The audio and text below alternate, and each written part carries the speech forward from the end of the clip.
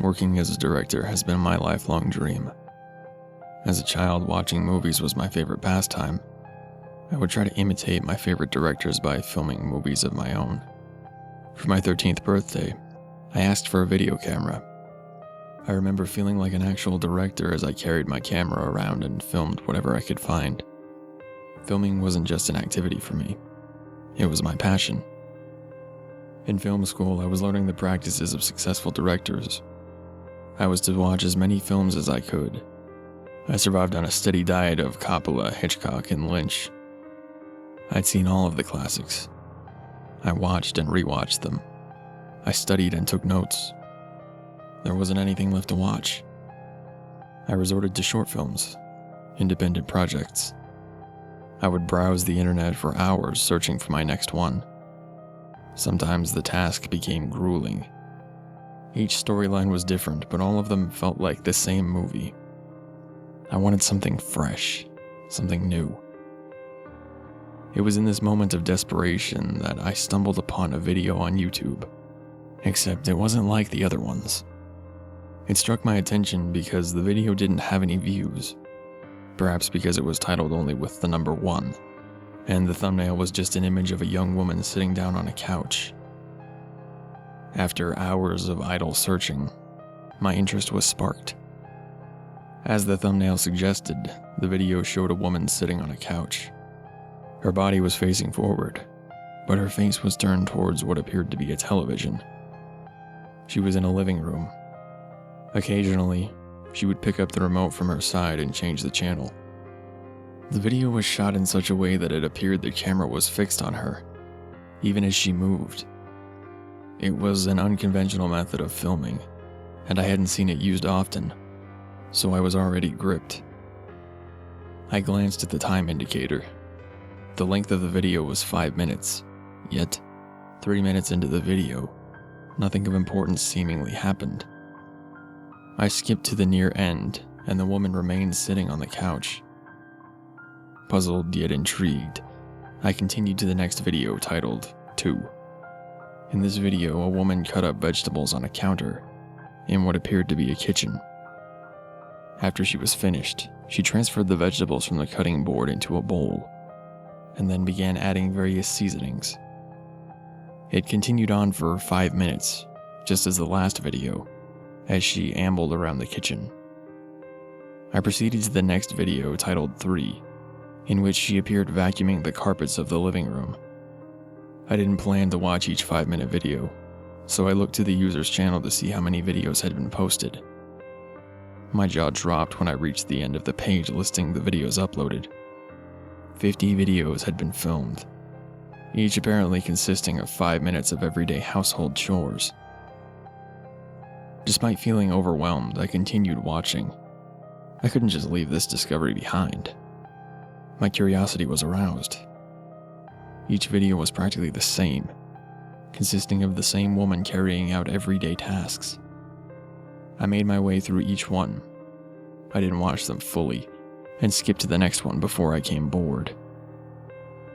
It wasn't until towards the end of the series that I noticed the video started to take a different, somewhat darker direction. In this particular video, the woman was lying in bed. It was dark, but I could see that her eyes were closed, and she didn't appear to know she was being filmed.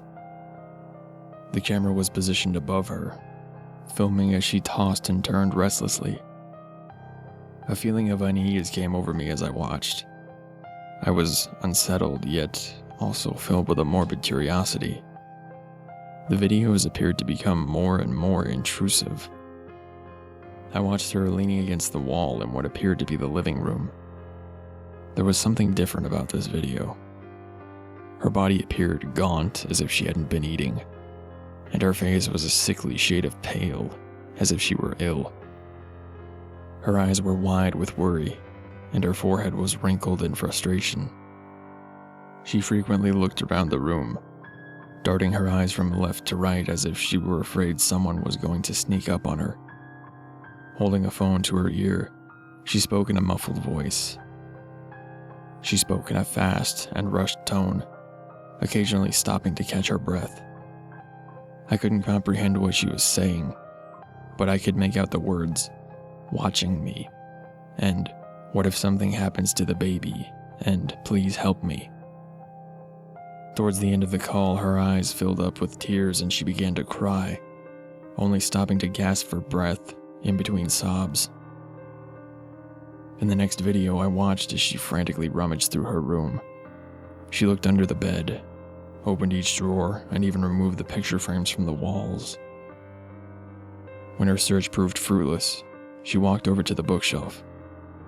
Standing in front of the bookshelf, her body was facing the camera, and she was seemingly closer to it than she had been in all of the previous videos. She began removing books and tossing each one to the floor. It was then that I was able to see her face clearly. I suddenly recalled the missing person poster I had seen a few weeks ago while I was out. I could only remember a few vague details, like that she was in her early 20s and she had a baby, but I distinctly remember her face. My heart skipped a beat upon the realization that it was the same woman. The feeling of nausea filled my stomach. I gulped in fear as I watched the woman in the video suddenly freeze. For the first time, she looked into the camera. Her face became contorted in an expression of horror. She gasped, and her hands flew to her mouth. The video came to a stop. I sat motionless in my chair. Any sense of curiosity I had vanished. I didn't want to continue watching, but I knew I had to find out what happened. With a shaking hand, I reluctantly clicked the next video. It was the last one. A sense of dread filled me as I watched the screen intently, my eyes wide and bloodshot. Nothing appeared on the screen. It was entirely black.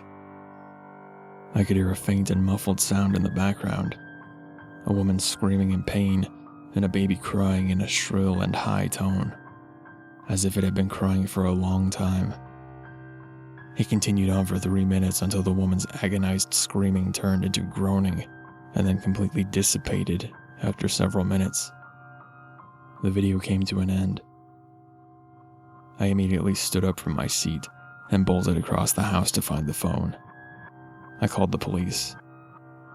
I don't know how I managed to get the words out. My voice shook, and my entire body trembled with fear as I waited. When the police finally arrived, I led them to my computer. It had automatically turned off from inactivity, so I restarted it and opened up the browser. I tried to find the video again, but the search was fruitless. I quickly grew panicked. My eyes widened in disbelief when I saw that the computer's history had been completely cleared. I searched using every possible method I knew, but it was as if the video had never existed. The police officers scoffed at me. I begged them to listen to me and to consider what I had to say, but they didn't believe me. The police won't believe me. My family won't believe me. No one believes me. I feel like I'm losing my mind. With each passing second, this feeling of dread inside me grows stronger. I haven't been able to sleep for days. I lie awake every night, afraid that whoever or whatever killed that woman is going to come for me. It could be watching me right now.